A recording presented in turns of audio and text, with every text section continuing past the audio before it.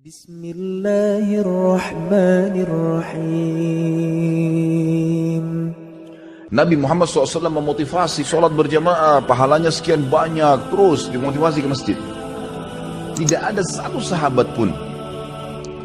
Dalam riwayat ini dikatakan, tidak ada yang takhalluf, tidak ada yang meninggalkan sholat itu, tidak ada yang telat dalam masalah sholat. Tapi ini yang dimasukkan adalah meninggalkan, kecuali yang di dalam hatinya ada kemunafikan. Sampai kata mereka, salah seorang di antara kami karena taunya tentang janji Allah di masjid berjamaah, sampai seseorang di antara kami disokong oleh temannya, ditopang karena nggak bisa jalan, maka dua orang teman menopangnya untuk hadir di shaf sholat berjamaah. Coba kira-kira seperti apa itu ya? Apa yang memotivasi mereka? Tidak ada kecuali satu, masalahnya yakin benar dengan janji Allah nih, gak ada yang ragu. Ada fakir miskin, kita lihat nanti subhanallah, dari Abu Bakar, Umar, Uthman, Ali yang sudah kita bahas, nanti Talha, kita akan nyusun insya Allah bulan depan. Ada Zubair bin Awam, ada Abdurrahman bin Auf, ada Sa'ad bin Abi Waqqas, banyak sahabat-sahabat Nabi, terutama 10 awal dia masuk surga. Kehidupan mereka teman-teman sekalian penuh dengan keyakinan seperti ini. Tidak pernah mereka itu kalau yang punya kemampuan berinfak 1 dirham, 2 dirham, berinfaknya ini sesuatu yang kayaknya nggak mungkin kita lakukan, sulit gitu, kecuali yang Allah berikan hidayah. 15 miliar kalau ini sekarang, 20 miliar, dan harta-harta ini yang mereka infakkan, apa yang ada di rumah mereka pada saat itu ya. Bukan berarti harta ini yang diinfakkan berarti ada harta yang lain. Pada saat mereka menemukan keuntungan, ada uang, mereka gelisah. Kalau sudah mengeluarkan kebutuhan dasar rumahnya, masih ada yang tersimpan. Coba bandingkan dengan kita yang sibuk terus menabung. Ini berapa lagi nih? Dari 1 juta, kapan jadi 10 juta? 10 juta kapan jadi 100 juta? 100 juta kapan jadi 1 miliar? Tidak ada infak yang dikeluarkan, tidak ada sedekahnya. Bahkan pelit terhadap dirinya sendiri. Apalagi kalau mau membantu saudara-saudaranya yang lain. Apa yang mendorong mereka? Karena sangat yakin dengan janji Allah subhanahu wa ta'ala. Mereka luar biasa gitu. Masalah sholat, masalah jihad, tidak pernah Nabi SAW mengatakan jihad itu ada sahabat yang nunggu di rumahnya, kecuali munafik. Mereka sudah langsung, bahkan ada di antara mereka yang dengar kalimat jihad dari kebun ke rumahnya, langsung ya, cuman pulang ke rumahnya, nggak mandi, nggak apa gitu, langsung memakai baju pedang perangnya, membawa pedang dan perisainya, langsung hadir di depan masjid Nabi SAW. Kita kadang-kadang subhanallah hanya karena keringatan gak jadi sholat jamaah di masjid. Bagaimana ini gitu? Ciri khas sahabat, mustahil mereka ketinggalan janji Allah. Karena prinsip dasarnya dalam masalah ibadah, ikhwan dan akhwat sekalian, sekali kita ketinggalan ibadah itu, sulit sekali untuk mengulanginya. Saya sering sampaikan di pengajian saya, kalau seandainya kita masbuk sholat subuh 1 rakaat, mungkin ada uzur, mungkin sakit perut, anggaplah, ketiduran, anggaplah. Tapi uzur ini hanya akan melepaskan kita dari hukuman Allah subhanahu wa ta'ala, kalaupun di perbuatan itu ada hukuman. Tapi ingat, kehilangan pahala nggak bisa diperbaikin. Beda antara orang yang ketiduran masbuk 1 rakaat dengan orang yang dasarnya memang bangun dan tiap hari dia paksakan dirinya untuk mendapatkan dari rakaat pertama. Beda pahalanya, walaupun sama-sama hadir subuh. Dan yang masbuk 1 rakaat sampai hari kiamat, dia tidak akan pernah bisa memperbaiki kekurangan 1 rakaatnya itu. Coba kalau kita masbuk misalnya, pas datang imamnya sudah rakaat kedua, masih bisakah kita bilang, imam maaf kembali ke rakaat pertama untuk kita ikut dari awal takbiratul ihram? Gak bisa. Berarti orang yang ikut dari awal sama imam, dari Allahu Akbar sudah dicatat pahala oleh malaikat, dari iftitah sudah ada pahalanya, dari Al-Fatihah sudah ada pahalanya, dari surah yang dibaca ada pahalanya, ruku ada pahalanya, gerakan dan bacaannya, itidalnya, kemudian terus 1 rakaat sujudnya. Bukankah kata Nabi SAW ya, tidak ada seorang pun yang sujud 1 kali untuk Allah kecuali Allah akan tinggikan derajatnya. Waktu seorang sahabat berkata, ya Rasulullah, saya ingin bersama dengan Anda di surga. Kata Nabi SAW, ada yang lain kau minta? Dia bilang, tidak ada ya Rasulullah. Itu saja, saya ingin bersama anda di surga. Pandu saya untuk itu. Kata Nabi SAW, bantu saya agar kamu bisa bersama saya di surga dengan memperbanyak sujud. Sekali kita kehilangan sujud, tidak bisa diperbaiki. Nanti kita sujud memang.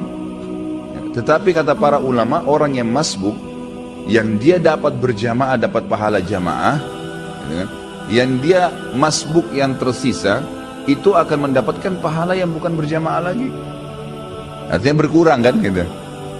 Dosakah dia? Tidak dosa. Nggak ada hukuman di depan Allah SWT karena dia ada uzur ya.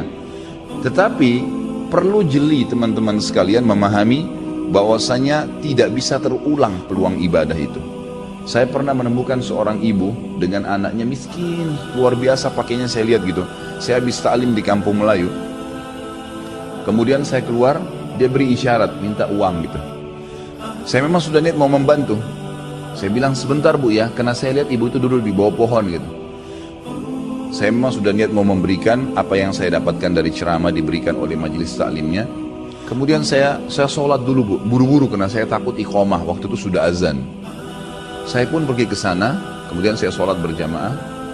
Saya lupa nih kalau ada yang minta tadi, habis sholat duhur, saya selesaikan juga sholat nafilahnya di situ ba'diyah duhur, baru saya pulang, baru saya kembali. Mobil saya parkir kebetulan di dekat majelis taklim dan dekat pohon yang ada ibu minta-minta tadi. Subhanallah tuh saya kembali, tiba-tiba saya lihat pohon tersebut, saya teringat, wah tadi ibu yang minta nih. Mana dia? Saya cari nggak ada.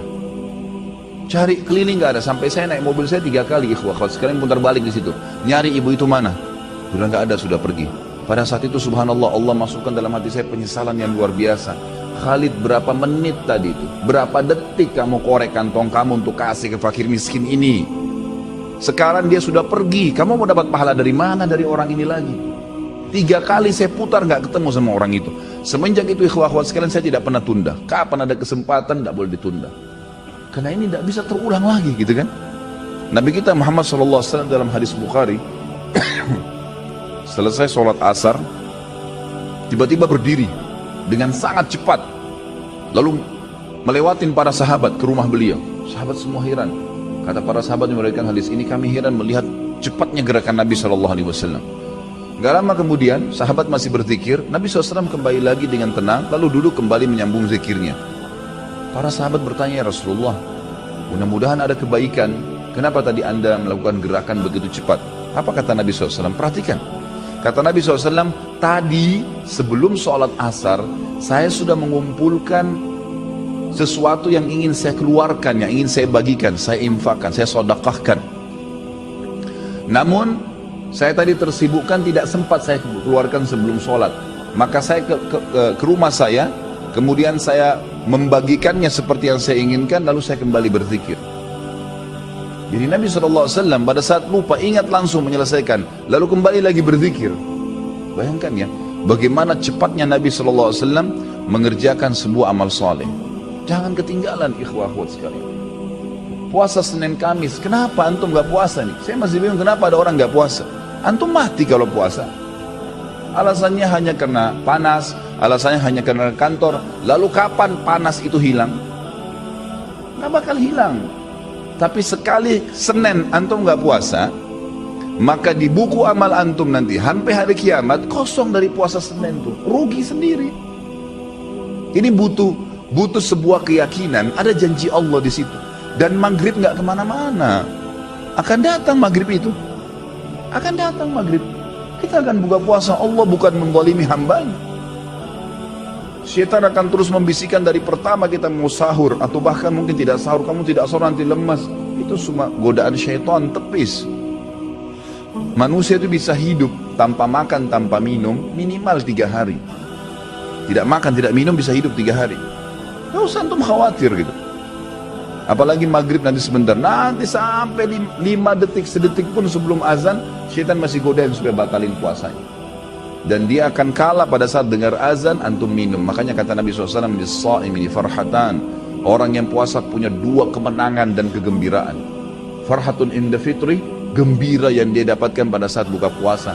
Di sini makna hadisnya bisa berarti kegembiraan pada saat dia minum karena hausnya hilang, bisa kegembiraan karena dia berhasil mengalahkan syaitan, dia akan dapat pahalanya. wa farhatun inda liqa'i rabbi, dan kegembiraan pada saat dia bertemu dengan Tuhan. Lagi lampu merah, lagi ada waktu lowong. Seperti antum sibuk membaca SMS, WhatsApp, BBM. Coba lowongkan di antara waktu-waktu antum sehari berapa kali buka HP, baca Al-Quran. Baca Al-Quran. 5 ayat, 10 ayat. Coba lihat nanti jeda waktu saja antara azan dan iqamah, atau jeda waktu lagi nunggu azan kalau antum lagi di kantor, atau jeda waktu selesai pekerjaan duduk sebentar habis minum air. Coba lowongkan waktu antara minum air, hitung detiknya pakai stopwatch, minum air anggap 15 detik. 15 detik antum pakai baca Al-Quran. Coba lihat berapa ayat yang antum dapatkan. Baca. Kalau tidak, kapan nih? Ingat, dalam ibadah harus dipaksakan baru bisa. Kalau kita tidak paksakan diri kita, tanda kutip, tidak paksakan sholat malam, tidak paksakan berpuasa, tidak paksakan bersedekah, tidak paksakan mengambil Quran dari rak atau membuka aplikasi Quran di HP dan dibaca, tidak paksakan menjenguk orang sakit, tidak paksakan hadir di majelis ilmu, tidak bakal pernah bisa. Karena syaitan selalu menghambat kita. Allah mengingatkan dalam Al-Quran masalah itu. A'udzu billahi minasyaitonir rajim, walladzina jahadu fina lanahdiyannahum subulana.